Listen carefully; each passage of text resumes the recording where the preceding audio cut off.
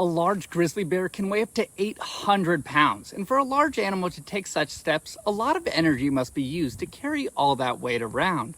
But until recently, little was known about the energy expenditures grizzlies had as they moved around their habitat. Usually the fattest females produce the fastest growing cubs that also have the best chance of survival. Similarly, the biggest males do most of the breeding. Therefore, bear foraging and which decision they make on where to walk are probably closely tied to maximizing energy intake while minimizing energy expenditures. Researchers at Washington State University decided to measure the animals' metabolic rates as they walked in different slope types to find out how much energy they use on a daily basis, and using captive bears to measure their physiological differences. This study, published in the Journal of Experimental Biology, discovered that grizzly bears prefer to walk on shallow paths to save energy and helps explain why the animals often appear on human hiking trails. This publication combined their research with the ongoing work on grizzlies in Yellowstone, a study that has been around since the 70s. Combining measurements on both wild and captive bears allows researchers to understand the ecological context of the bears' foraging and habitat use decisions. The biologists used a treadmill that is normally designed for a horse to walk on,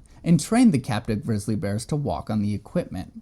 As you can imagine, bears don't work for free, so they fed them their favorite treats while they were exercising on the treadmill. If they were studying energy expenditure in humans, they would have used masks to collect respired air. But of course, grizzly bears will not wear a mask. So they encased the treadmill in a polycarbonate box and continuously pulled air through the treadmill and box. Small samples of the air were taken to determine energy expenditure.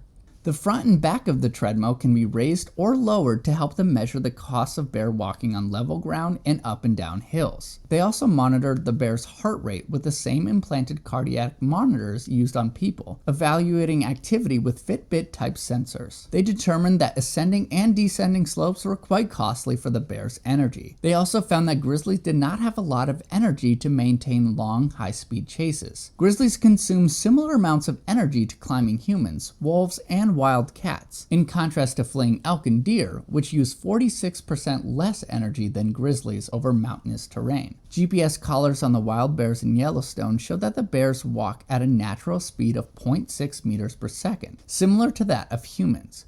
It also turned out that grizzlies tend to select flatter paths that wind along shallower gradients to save energy. Instead of tackling steep ascents and descents, the bears chose to do a lot of sidehilling. Coincidentally, the bear's preference for shallow gradients is the same as the U.S. National Park Service's recommendation for the maximum gradient of trails, which explains why they often use the same trails we hike on.